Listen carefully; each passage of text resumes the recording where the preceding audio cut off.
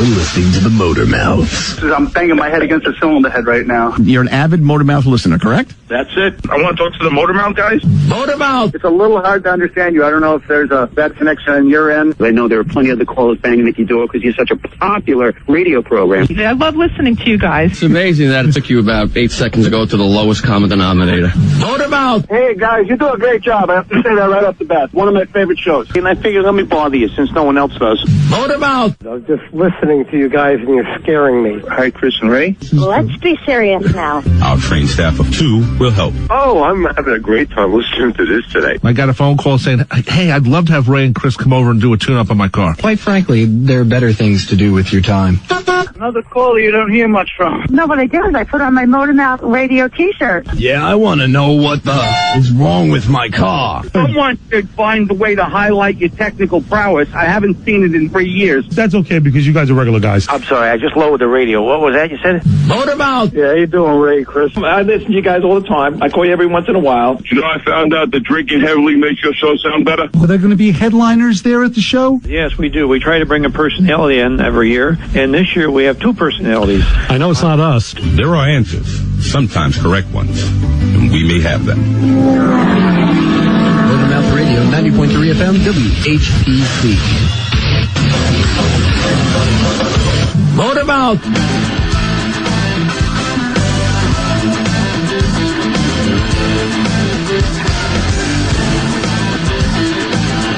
Alrighty, trying to keep our feet on the ground and keep reaching for the stars since 2002. This is Motor Mouth Radio, your 1-hour automotive talk show right here on Long Island. I'm Chris Switzer, and of course, here's a man voted most eligible car buyer from every new car dealer in the Long Island area. And he's sitting right behind the shop bench right now. It's Ray Guarino. How are you, my brother? Yeah, wait a minute. I'm so glad we prepared for this show. And of course, also, Obi-Don Cannoli, the technician's technician. I had 2 mics, so I was smoking out of both sides of my mouth. The man in the clouds, and the individual I affectionately call Uncle Evoonge. Joe D is here with us. And I know everything is going wrong. We're starting out with a thud, as usual. How are you guys? What makes this any different? Yeah. Is there some kind of special, like, red letter on the calendar or something? No, it's the usual mayhem. Usual insanity going on here. It's Motor Mouth Radio. It's a 1-hour automotive talk show if you don't know the rules of the game here. And we are also on VonLive.tv/Motor Radio. Where are we? That's the radio station we're on. There we go. Okay, hold up the fingers now. There's the finger. Okay, he's always got to do the thing with the finger. How are you, Ray? Excellent. You look excellent. Talking to Mike Sims on my texting with Mr. Sims. Doesn't Mr. Sims know you're on the air? He does. That's why he's texting me, because he knows I can multitask.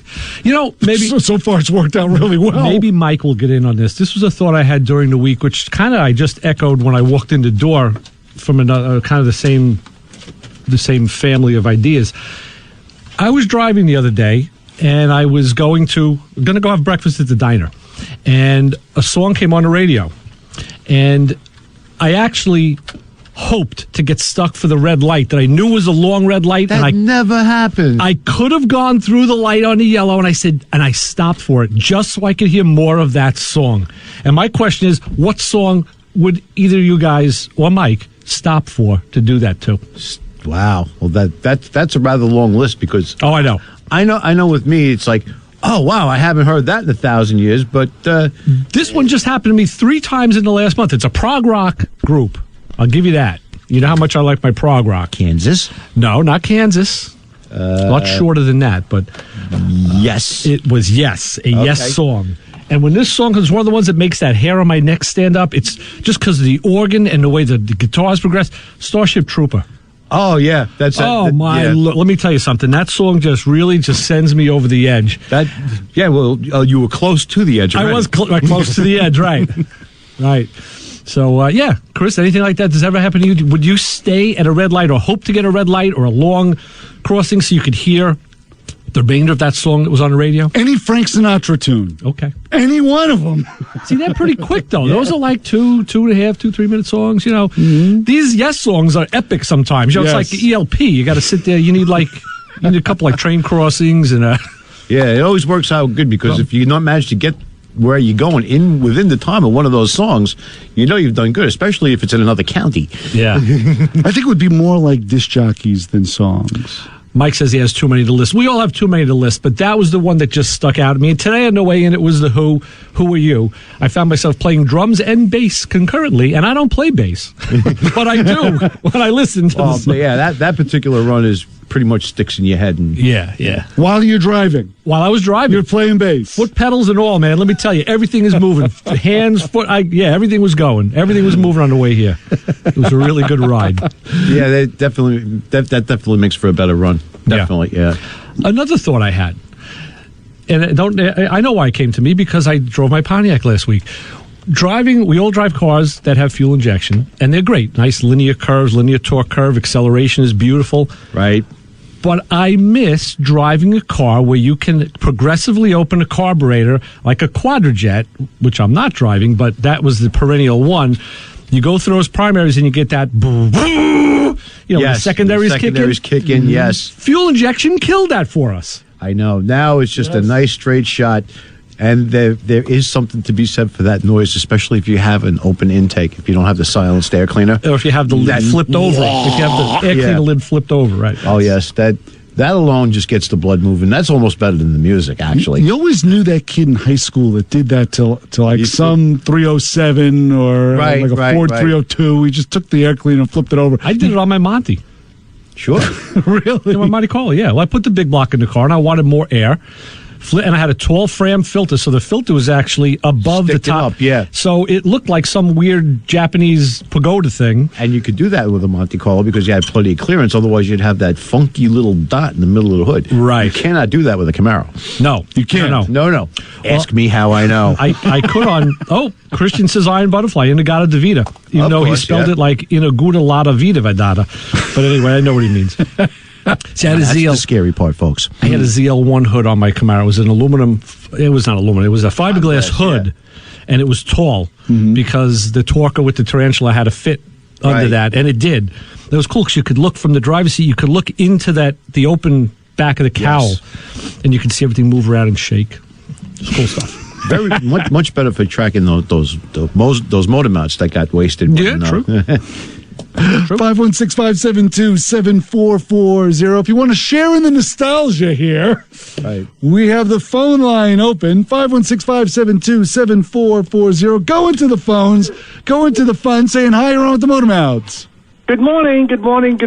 Surprise, surprise. One more time. What's up, Bronk? How are you, brother? I'm doing good. Just having good old fun. What else is new? And love listening to you guys in the morning. This way I know why I moved out here.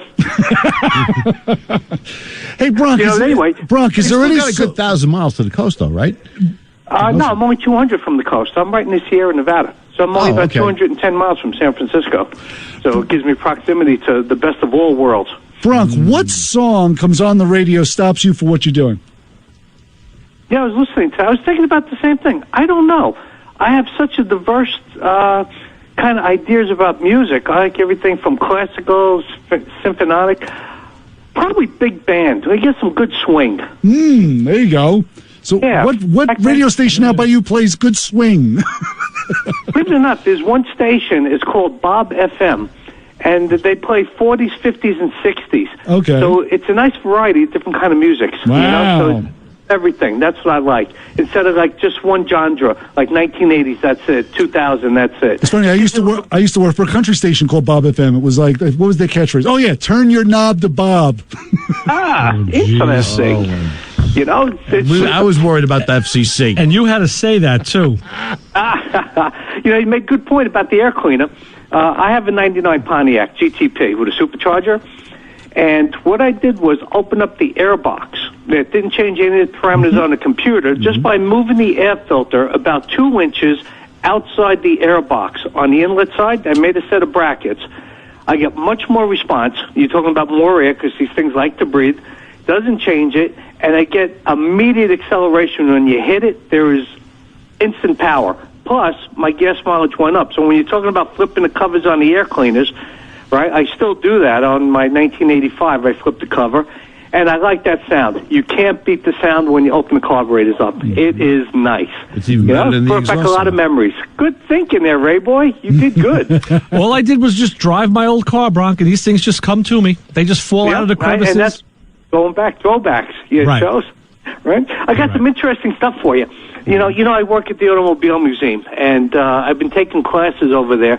They're trying to get me to be a Dulcin, which is a tour guide. You go through the different galleries and talk about the history and different vintage and different discoveries and inventions that were made.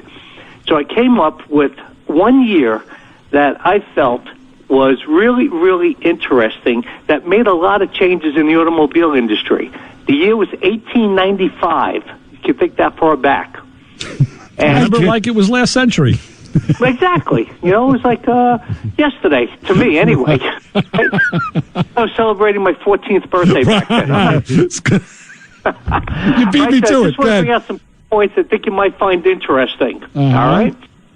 Frank Duryea wins the first major U.S. auto race from Chicago to Livingston, Ohio, and it was 50 miles, and he did it in a record of 9 hours. 9 hours at a top Miles. speed of what? Well, do the 11 math, miles a an little hour. over miles an hour. How many? Right? Yep. Give me that number And then again, they bro. had- Give me the number. I missed it. What was the number? I'm sorry? What was the number? 4 miles an hour? 4? Yeah, it's 50 miles in 9 hours. Yeah, so it would probably be come out to 4 or 5 miles an hour. Yeah. Okay. Yeah, about 5 miles. All right. Then they had the first organized. This was an unorganized race, right? This was Certainly the first was. organized automobile race, Right. and it was organized by the Automobile Club of France, and that was Paris to Bordeaux. Oh. Then they had this is what I found interesting. The first pneumatic tires were put in by Michelin Brothers on that first organized race, Paris to Bordeaux, and the Michelin Brothers, believe it or not, retired because they were getting too many flats on their pneumatic tires. I didn't know Which I Reader's thought was an Digest had all this interesting stuff in it. Right? It hasn't changed, basically. And then the first race accident on the sideline of people watching, right? It was in a panhead. Now, the panhead was a car that was developed. It was the first front-engine car. Wait, a car that was developed?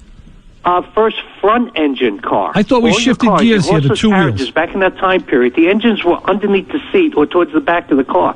Panhead LeVar was the first one to put the engine in the front. It was also the prototype for the twin cylinder that we use in motorcycle engines, which I thought was interesting. That was back in the 1890s, and they had no ignition system. They used a hot tube. It was a kerosene burner that heated up two tubes that went into the combustion chamber, and that's what set off the ignition. It was real effective until the engines and the cars would blow up almost instantaneously. I heard you were just using a hot tube this week. Hey, it keeps me alive, right? My proctologist suggests it. Whatever works. And then, finally... Oh, I'm glad there's a finally, yes. Right at the end of the hot was tube. that Auto Car. You know the magazine? Yeah. Yes. World's largest running magazine. And believe it or not, I didn't know this. It's published in England. And it was made out of wood. What? That was a magazine. And they were still using papyrus. You know? What papyrus? Yeah, papyrus, exactly. You know, I take a feather out of a duck's ass, stick it into my wrist, and I'd write this. So, something to think about. I think I start the morning off with this good news. I'm sure. Man, we're thinking. Well, Bronk, as always, we thank you very much for your I'm glad to. I'm so glorious happy. input. You still pick up the phone. So that's even more amazing. Anyway, guys, have a great week. Thank you, my brother. And enjoy. Stay All high. right, we'll talk to you soon. Bye-bye. 516-572-7440. If your car's a little bit newer than 1895, give us a call if you got a question about it. Joe D., Ray Guarino, I'm Chris Switzer. This If is it is older, we'll send the question to Bronk. Right, exactly. And the Motormouth Radio Honor Group of the Hour, drivers that have gotten in the way of flying birds. That's right. If you see a puff of feathers on your own, you're part of the Motor Mouth Radio Honor Group of the Hour. So keep it where you got it. Got a lot more of this mess coming your way. Plus your calls at 516-572-7440. Stick around. Quite frankly, there are better things to do with your time. Motor Mouth Radio on 90.3 FM, WHPC. WHPC 90.3, the radio voice of Nassau Community College, is looking for individuals, businesses, charities, or organizations in our local and global community that would like to donate to support our radio station. Whether you listen locally or online, here is how it works. Go to our webpage at ncc.edu/WHPC and click Donate Now. Or if you prefer, you can send a check to WHPC Radio, 1 Education Drive, Garden City, New York, 11530. Make check payable to the NCC Foundation. In the memo of your check, write WHPC Donate Now. Any contributions will help defray our operating costs, and it's tax deductible. This message was brought to you by the radio voice of Nassau Community College. Streaming online at ncc.edu/WHPC.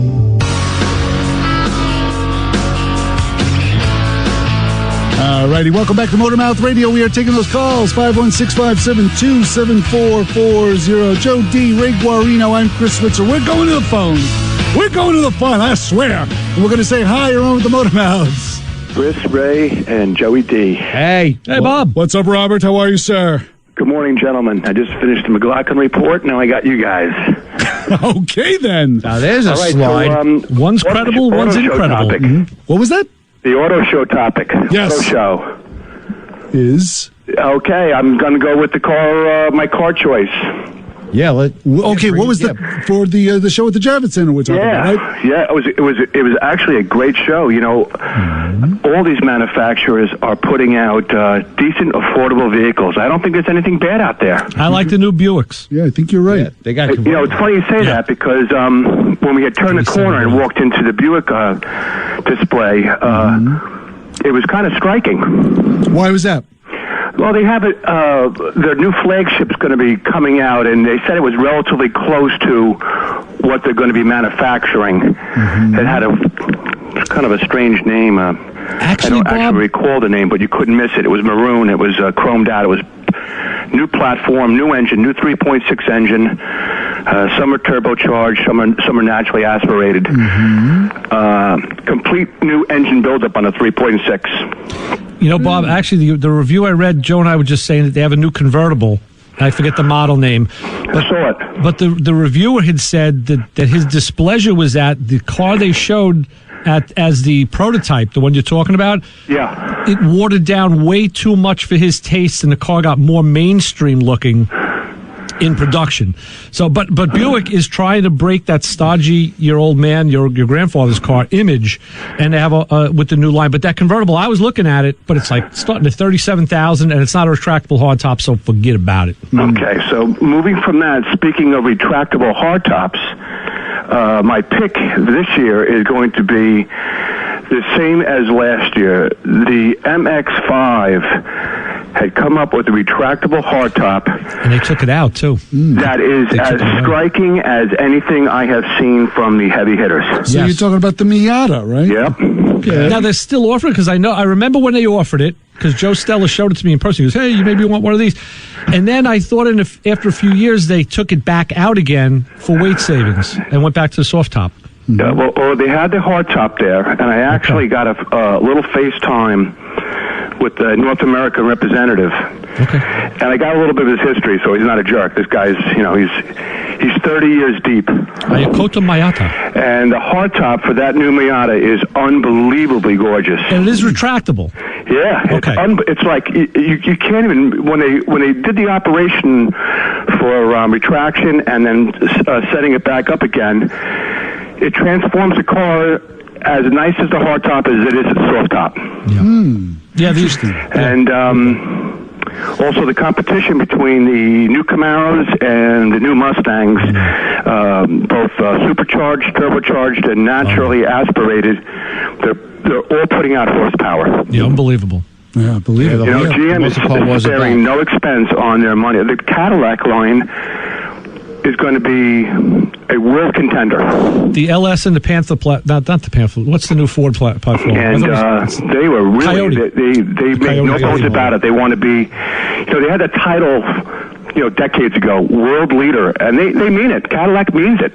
I believe it. They're putting a lot of money into it recently. Yeah, they're not kidding. No, they're out for it. They had a taste of world dominance with the big guns with the CTS-V platform, and I think that they've tasted blood and they're running with it. Without a doubt. Absolutely, and how do you figure? Cadillac is still putting a 6-speed manual that can run with just about anything for tens of thousands of dollars less than the big guns. But I'll tell you, Bob, you know what kind of shoots Cadillac in the foot? It's their interior appointments. Every time I see them, I could deal with it. I kind of forgive them for a little bit, but the buff books don't. Like Car and Driver, Motor Trend, they always harp on them. They say, can keep up with the BMWs, not a problem. The great cars, but you know how I read that? They had to pick on something, and if that's what they had to pick on, fine. It is true, because I always used to lambast the buff books for saying, "Oh, the ashtray door was out of alignment," or "Oh, there was a little problem with the air conditioning vents." But like Ray says, it was always they had to dig at the American guys. But just for the fact that I think that I can live with it, but I know that it has been noted in print. It's a sound argument, though. I would say, other than Audi, because Audi makes probably one of the best interiors, Cadillac truly is a contender on their interior. They're as serious as any manufacturer can get. Not that I'm a Cadillac fan. I'm just saying, you look at it. Porsche's new entry-level 911. Their entire line is now going to be entry-level turbocharged. Really? And that's under $100,000. That's $100,000 you can get a car that can run all day. So Porsche didn't miss a step on that either. Well, the technology is enough of my nonsense, guys. So my pick was. I didn't see everything, but my pick is going to be again, and I don't understand why Honda Civic had won the North American award, but I did say to you this time last year that the Miata was going to win, and it won World Car of the Year. And I'm going to go back to the Miata retractable hardtop as World Car of the Year. Wow, we've been talking to you for a year already? Yeah, it was the year that I had picked the Miata. They didn't. The other magazines didn't pick. It was a contender. They didn't pick Miata, but 2 weeks prior to the show, the Miata won. The MX-5 won World Car Pick of the Year. It is. It's a great car. They had the award up on the stand. Wow. Anyway, guys, I wish you guys have a great weekend, and we'll speak next week. Thanks, Bob. Always a pleasure. Bye-bye. Thanks for the input. Bye-bye. 516-572-7440. Look at that. We got a remote correspondent. Yes. Great. Yeah. Over at the Javits Center. The technology, and there is a big hot race out there amongst all the car companies. Nobody's slouching. Everybody's putting out some pretty cool stuff. That's what's good. They're stepping up to keep up with each other, that's competition. Very true. Back to the phones. Back to the fun. On with the Motormouths. Hi, how are you? Hey, Motormouth guys, it's Lee, 57 Chevy, whatever my name is, Joe D. Oh, there's other names, and we just can't say them right now. Hello, Leandro. How are you? No, there sure as hell are other names, and matter of fact, the phrase just fits. I was just listening in to the gentleman who was just talking about the auto show. Yes. And I just wanted to pipe in. My wife and I were down there last Sunday, and I got to tell you something. It was basically the best auto show I have been to in more years than I would like to count. Just from a basic fan's point of view. That's because you were able to steal more radio knobs than everyone else, right? Well, to be honest with you, I actually took a couple of transmission knobs also, pistol grips and everything. And, nobody knew any better. The only bad thing that... I got to tell you something.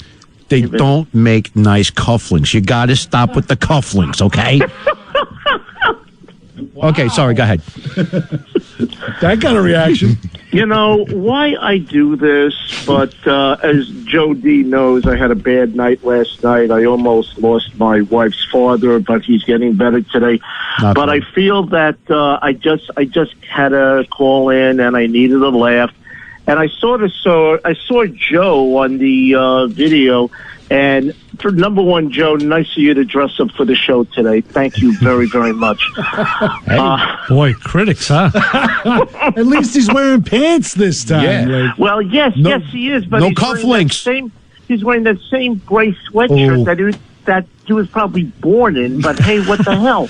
Well, thank you. Now It's a TARDIS sweatshirt, if I remember correctly. Yes, it is. It's a Doctor Who shirt. Yes. So it's acceptable. Yeah. What I makes wanted my wardrobe to say, choices easier. What I wanted to say is that number one, I'm sorry that I wasn't at the show the other day when the Porsche caught fire. That by all means would have been fun. Mm-hmm. I still don't know how it happened. They were moving the Porsche in, and somehow the rear wheel or whatever totally burst into flames or something. But a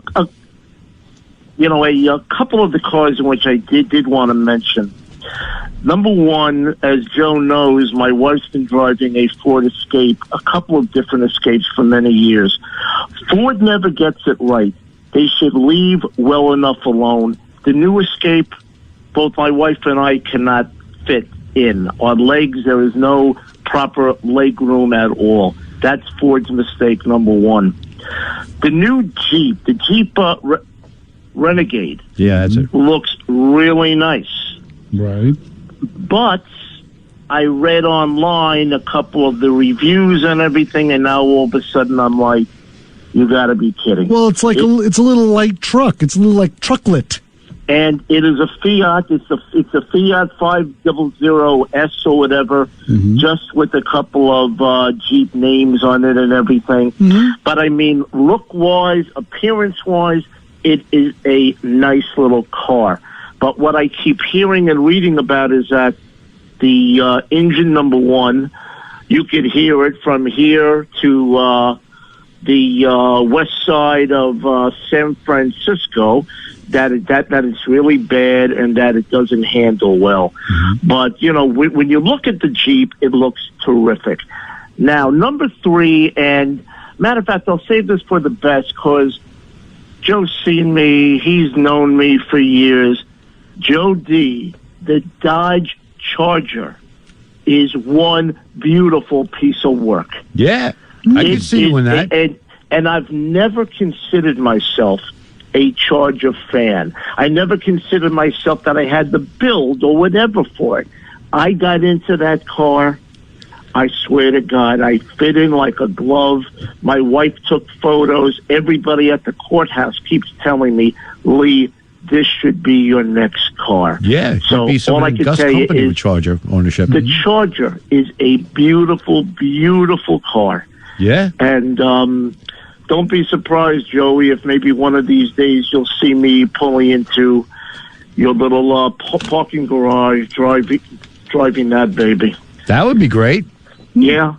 And, again, I just wanted to say that for people who haven't, I know today is the last day of the show and everything, but for the plain, basic fan, not the real souped-up type of guy, hot rod guy, whatever, but I got to tell you, it was one enjoyable show.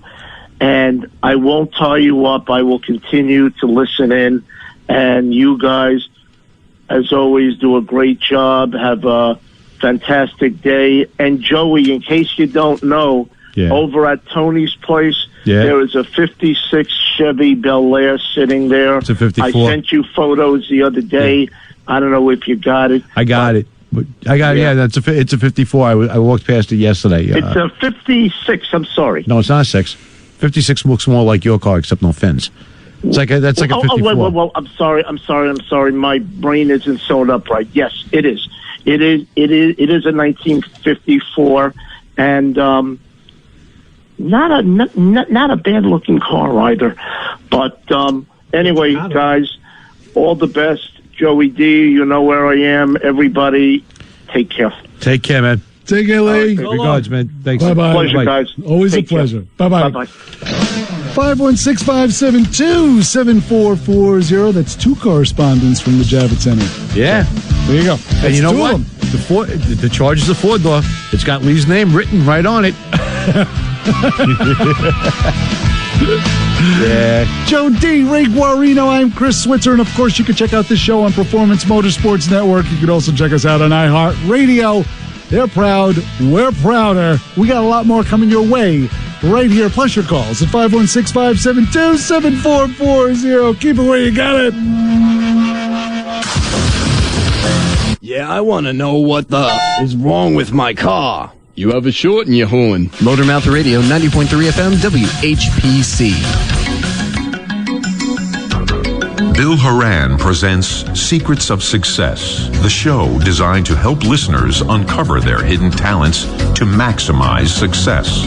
Listen to Secrets of Success Wednesdays at 4 p.m. and Sundays at 7:30 a.m. on 90.3 FM WHPC, the voice of Nassau Community College. Streaming at ncc.edu/WHPC. Yeah, I want to know what the is wrong with my car. You have a short in your horn. Motormouth Radio, 90.3 FM, WHPC. Alrighty, welcome back to Motormouth Radio. We are taking those calls, 516-572-7440. We're going to the phones. They're on fire. We're saying hi around the Motormouths. Good morning, Ray. Good morning, Chris. Good morning, Joe. Richie. Almighty Yang. How are you, sir? Hi, hon. Good, sir. I enjoyed the critique on the Charger as far as the fitment of the gentleman into the car. Right? Yes. They didn't even have to grease the sides. A few customers with recent Chargers, they still seem to be plagued with quality control problems, i.e., 700-mile cars slammed the passenger door and the mirror fell off. Oh, gosh. The elderly woman said, is this metal strip supposed to be on my pocketbook? The window reveal molding on the, not the same car, I might add, was accompanying her into the restaurant. So, Chrysler, I had a 64 Polara 500 when in 1965, and it seemed that the paint was coming off the rocker panels because they tried a zinc coating to try and eliminate rust. Well, they had eliminated paint adhesion as well. So, summing up through the years, I could go on and on ad infinitum, to use a little of Joey's type lingo. Yes, but I've had my share of Chrysler maladies through the years. It sounds that way, Rich. Yeah. But I understand about the molding, but I drive an old Dodge cop car, so this molding, we don't need any stinking molding. It's a police car. Yeah, it's supposed to come off easy to beat the perps with. I'm sure they have like a basic smattering of a molding here or there, but it's it's hard to get a new image when your old image pops up from time to time. Mm-hmm. It's very, very true. Yeah. Yeah, they're very hit and miss, them cars. And when I was over there with Joey yesterday, and I looked under the hood of that was a white Charger Hemi there.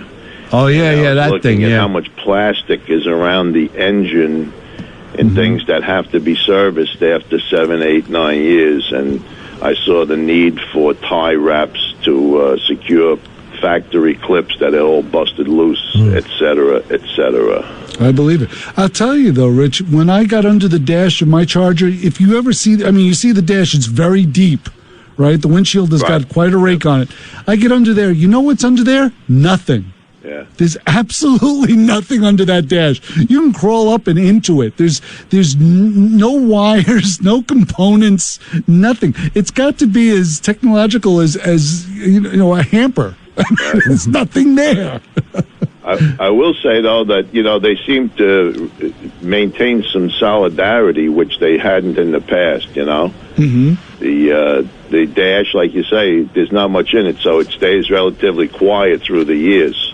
Yeah, it's true. It is true. The cards, other than the usual squeaks from the suspension, it's pretty quiet inside. Yeah. They're not bad. Yeah. Mm-hmm. Some of them Chryslers, like I'm not going to jinx myself, but I know of a certain Chrysler minivan that's kind of still with us, right? With only a minimum of stuff going on. And I remember this all started back in the 50s when they had the forward look 57. They rushed them into production way too soon, even though they were good-looking cars. Clocks didn't work. Doors would fly open. The cars would leak. You couldn't find a trunk that sealed correctly, if I remember. Even the hooks, the little clothes hooks that sat in the back seat up on the headliner, they used to find them upside down. It was like all that stuff, and that really tarnished Chrysler's image for being an engineer's car, being a solid built car, and it seems that it really hurt them all through the 60s, and now and the Ram Chargers came along. Right, then it came back, bite them in the butt again, I guess. So, I think we lost Rich. Yeah.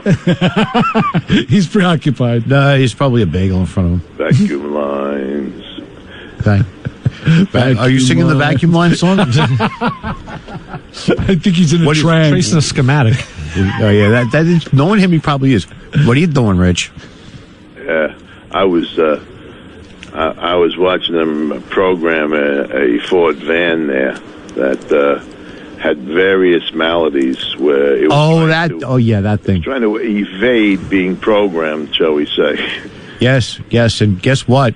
It's still no good because they called me up. I ended up coming over there after coming back from upstate, and it's got a code for the fuel temperature sensor. I'm like, well, it doesn't have one. It didn't have one before, and also it's got a code for the cruise control. Do you see a cruise control knob here? I think that ECM has some issues. Issues, yes. It's a little bit disoriented there. Did it belong with the van originally? No, it was a reman. Oh, what a surprise! Reman, yes, it was remanufactured in Mexico. Right, where they have cruise control. Be wrong. Yeah, the guy's name who probably did it was named Cruz. And not even up the up here cruise, down there cruise. Yeah, so amazing. Hey. Well, thank you so much, All Rich. righty, Chrissy. All right, we'll talk to you real soon. Have a good afternoon. Thanks, Rich. Thanks bye-bye. for calling. See you all soon. All right, bye-bye now.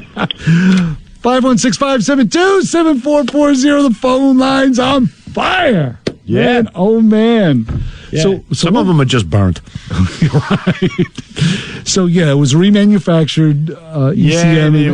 It was completely stunad. It's wrong codes for stuff that the car doesn't even have.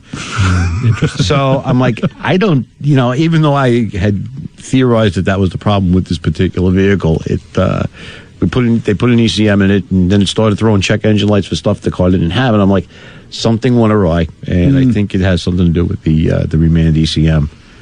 So I think we're going to try it again Monday. We'll find out. I'm not holding my breath, though. Let's go to the phones, to the fun. Test the wrinkles out of the brain. Say hi, you're on with the Motor Mouths. Hi, how you doing? My name is Pat. I have a question for you. Hey, Pat, what's going on? Where are you calling from? I'm calling from Lindenhurst. Oh, okay. You're new first time calling, Pat. Yeah. Nice. Listen, I have, I'm not sure of the year. It's a friend of mine had called me about a problem. It's a PT Cruiser. Okay. I'm not sure if it's a 02, 01 or something to that area. Yeah, that's what I started. Change the fuel tank, change the evap canister and solenoid, and will not accept fuel. Not accept fuel? In other words, it's not going in there. It kicks back. The fuel kicks back, yes. I read about that. Did the same exact thing with the old tank, and they changed, the tank was changed. The same exact thing with the old canister, old emission canister, and the evap canister. Well, Pat, I have to say this. You do know what new means, right? Never, ever worked. Maybe it's the same type of production run as the old stuff, and the fault just follows through with the replacement part. Yeah, that's one possibility. We have seen that with brand new parts all the time. Well, however, I'm sorry, go ahead. No, go ahead, Joe. So it does the exact same problem, and who decided that? What happened was, at first it wouldn't take going by volume. Right. It went from putting in $2 worth to $1.50 at stopping. And then it would stop. Right. How did the car run? Does it run fine? There's nothing wrong with It runs fine. There's no running problem. It's the tube is not clogged. There was people were saying that there's possibility that spiders would get in there. That's eliminated. There's if you disconnect the hose from the gas tank, it flows beautifully. Well, something is preventing the air in the tank from escaping while the fuel is being added into it. That's what's happening. What happens if you disconnect the vapor lines where they go to the canister? Have you tried doing it that way? The vapor lock switch? The vapor lines. The vapor line? Well, that was all replaced. Okay. Well. Okay, because it's a used tank.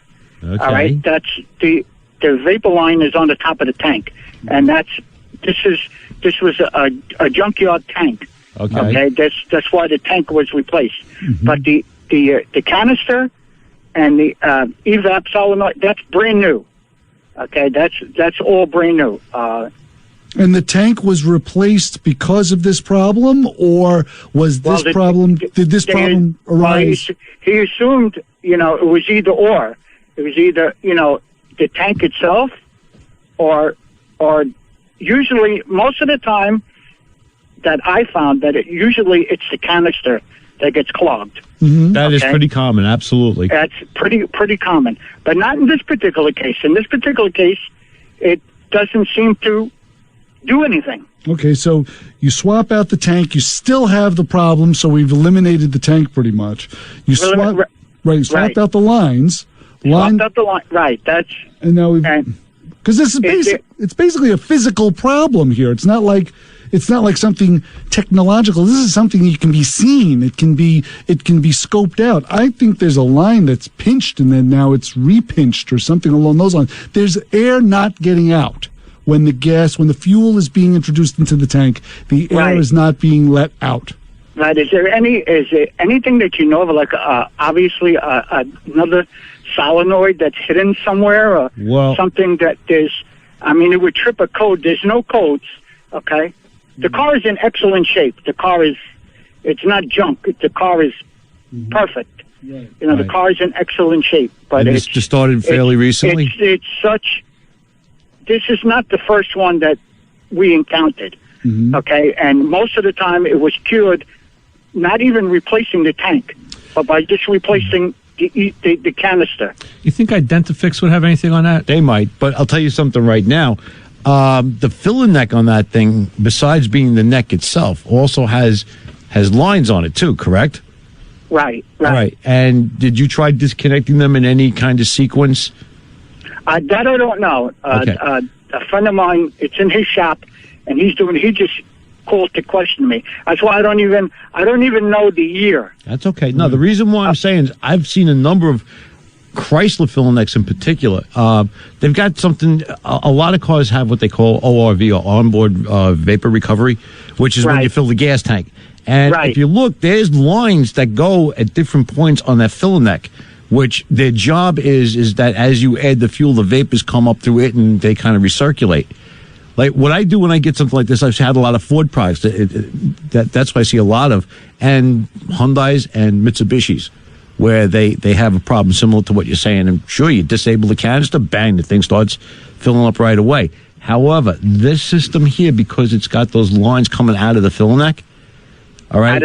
Right. Yeah. As a matter of fact, while I'm talking to you, I'm taking a shot at looking at something, the R&R procedure, and there is a number of lines that go on that thing. All right. Any one of them could be a possibility.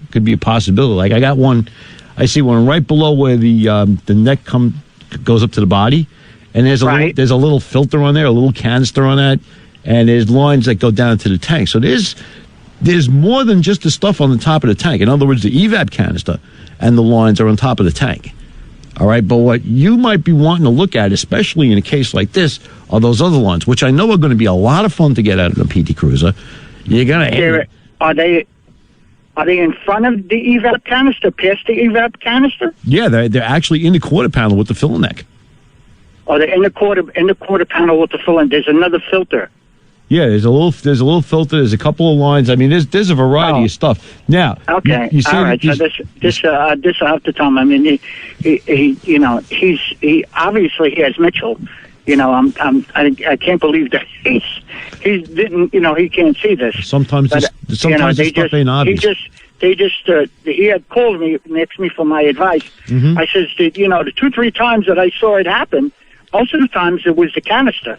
Sure, and you'd be absolutely right. One other thing, does this guy have a smoke machine? Yeah, he has a smoke. Yeah. All right, cool. Put the smoke in the front and wait to see where it does and does not come out in the back. Oh, you that's know a what good I mean? idea. In other words, it's the opposite of looking for a leak. You're looking for a clog. Where ain't it coming out? Right. I've used a couple of pots of coffee on that particular methodology. Yeah, so I would do it that way too. But I would look at that neck area over there. Them things are a pain in the butt. Yeah, that's a good idea. But it's you kind of eliminate. You see the obvious when you put gas in it. It comes out the bottom end, and then all of a sudden, as soon as you hook up the gas tank, it don't go in. Yeah, but once you hook up them other things there, you've cut off all the routes for the vapor to escape. So you got to eliminate them one by one. Right. Well, there you go, Pat. We gave you. Okay, thank you very much. Thanks. I appreciate your help. Let us know how you make out, Pat. Please, by all means, call us thank back. you. All right. Thank you. Bye-bye. We'll talk soon. Bye-bye. 516-572-7440. Joe D. Ray Guarino. I'm Chris Switzer here at Motormouth Radio, and of course, the Motormouth Radio on a Group of the Hour. Drivers that have gotten in the way of flying birds. That's right. You're driving along, so all of a sudden you hear whomp. You don't know what the heck that was? You see a plumage of feathers? You're part of the Motormouth Radio Honor Group of the Hour. Keep it where you got it. Got a lot more of this mess all coming your way right here at Motormouth Radio. Whether you're a hot rod or a Camaro chick, the Motormouths will always do the trick. Motormouth Radio, baby. WHPC, Garden City, New York, the voice of Nassau Community College. Join WHPC's Daily News Wrap-Up, weekdays at 4:30 p.m., bringing you a complete report of the day's news home and abroad, as well as sports, weather, and many other informative features.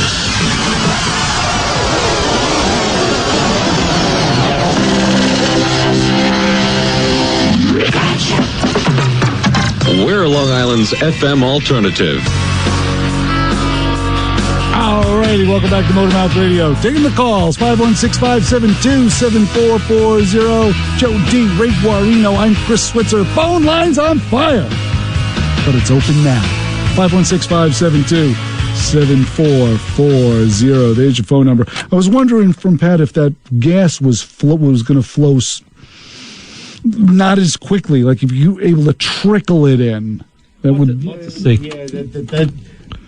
What happens is because the gas nozzle has a vapor cutoff, because that's what cuts you off. In other words, once you achieve a certain pressure, you ain't stopping. You ain't flowing, I should say. So at that point, that's really hard to gauge. You know what I mean? It's not like you have something that you can control. That stuff is completely out of your hands. What happens when sometimes you'll pop open a gas cap, getting ready to pump gas, you pop it open, and you hear that sucking sound? Oh, yeah. It's vacuum. You're releasing the vacuum. So actually, you're introducing the airs. Right. So you're drawing gas out of the tank. Is there something in there that must be clogged because I'm thinking that there is a tube that is going to allow air in? Well, you see, that's another thing that he didn't mention anything about the car stalling out. Remember back in the day, you used to have a car with, say, a non-vented cap when he should have had a vented cap, and the car would, like, stall and stuff. Right. Or, like, collapse the tank or something. No mention of that was made. This is just it wouldn't put gas in, which a lot of times is an evap-related issue. Yeah. However, you know what I mean? A number of cars, mostly Chryslers, I've had these wacky issues with filler necks.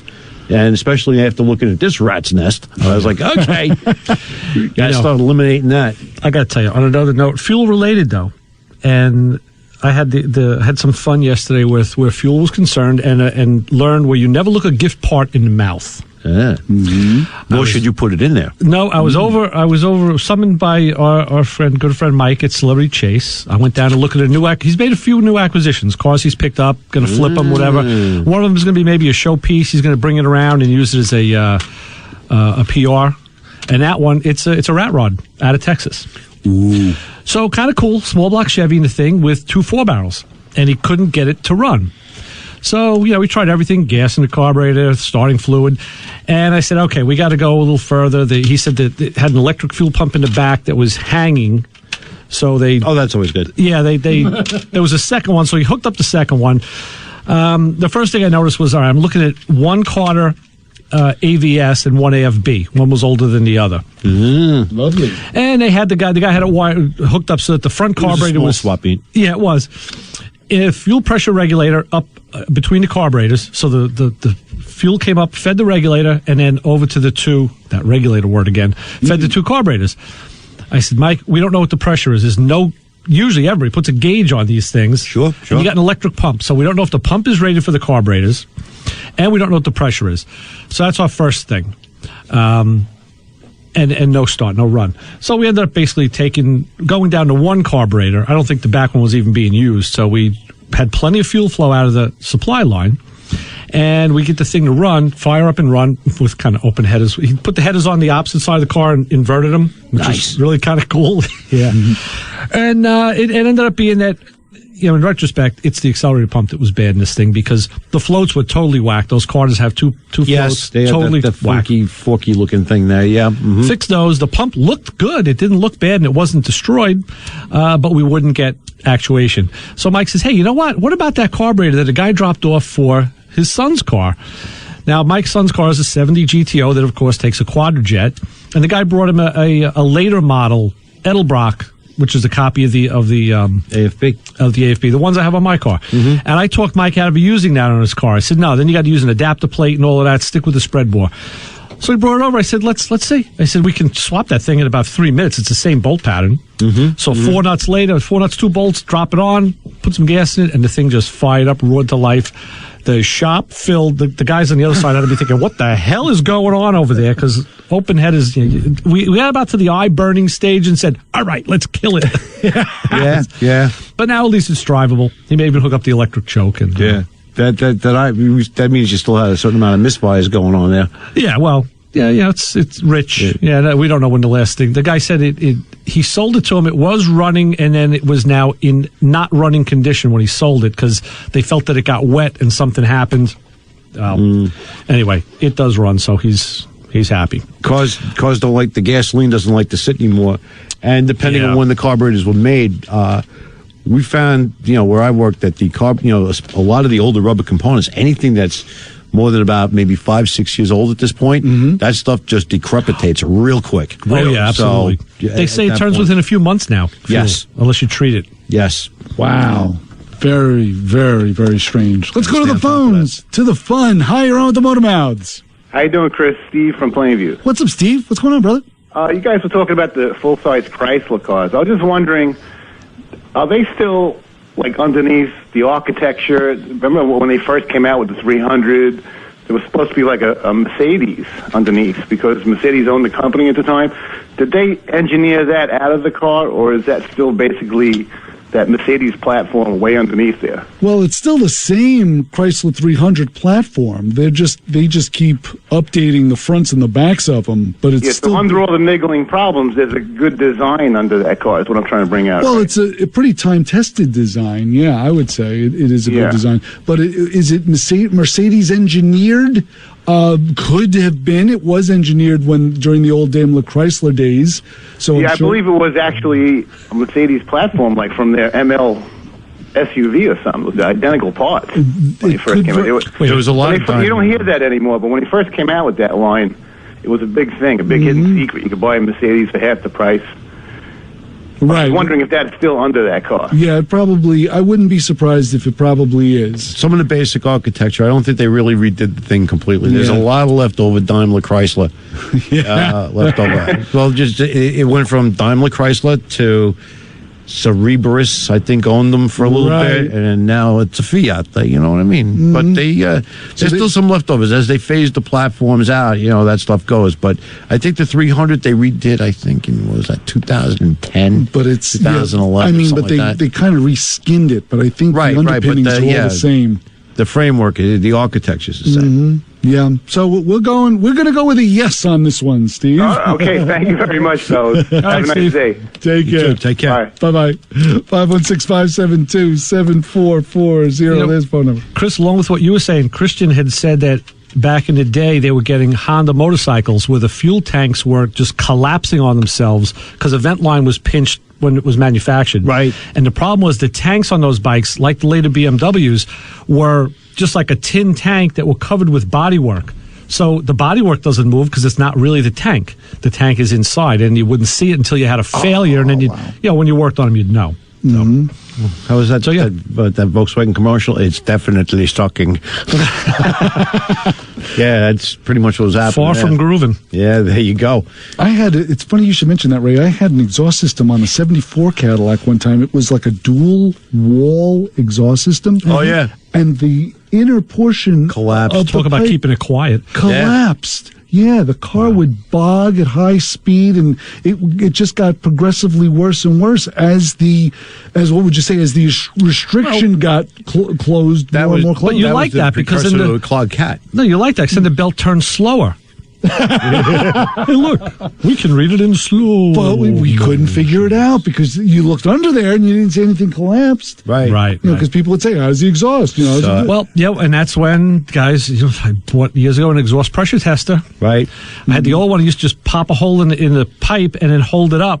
Yep. And read the pressure, and you take like a sheet metal screw with a piece of inner tube or something, or JB weld and just stick it in there. Or if you want to go and get the weld, you'd put a dab of weld on it. But or you could use a vacuum gauge.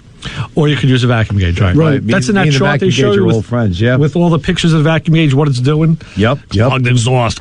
Yeah, the one where it's all the way down. Yeah, a lot of times you can see at least the beginning of some of that stuff. Basically, when you're doing a vacuum test, you should have, let's call it 18 to 20 inches of vacuum. Right. All right, when you snap the throttle open, it's actually going to go up an inch or two. And then if you crack the throttle wide open and let it snap shut, you should have 3 to 5 at least inches more vacuum. All right, if you don't have that big jump up, after you drop to zero or close about because you have negative pressure, you'll go down to zero, then it'll pop up again. Yeah, it's got to go real high for a minute. If it doesn't go high, that's what I like to do on a highway. I put a vacuum gauge in the Pontiac, and one of the things I love to do is I'm cruising and I'll let off the gas. I just like to watch the vacuum gauge, and I use it as like my I've always used it mileage meter as a gas mileage meter because when you're on a highway, if you just take your once you use one where your vacuum should be, just take your foot just a little bit off the gas and boop, you'll pop it up like that sweet spot. Couple 2, 3, 4 pounds. So when it pops up, that means you're using less gas? Yes. Yeah, the higher the vacuum, the less of a load. More efficient. Yep. Okay. So the lower the vacuum, the increase of load. If you just flat punch it, that thing goes right to atmospheric. Yeah. Because you're dumping all the vacuum out. Well, that's because there's no restriction now. It's just like right. You're just sucking right in. What was that again, Jim? Very nice. Sound like my cat. Yeah, I didn't even handle headballs or nothing. I tied it back this morning. Nothing got in there, I swear. Very good. Well, gentlemen, we've done it again. One more time. We've burned it. Burned another hour. Back around. Right here, Motor Mouth Radio. Nice. Glad to say one more we're putting in the books here. For Joe D, for Ray Guarino, I'm Chris Switzer. This is Motor Mouth Radio. Thank you so much for calling. Thank you so much for being here with us. And of course, the information we always love to give. Don't follow us home. See ya. Bye. Yeah, we didn't cook.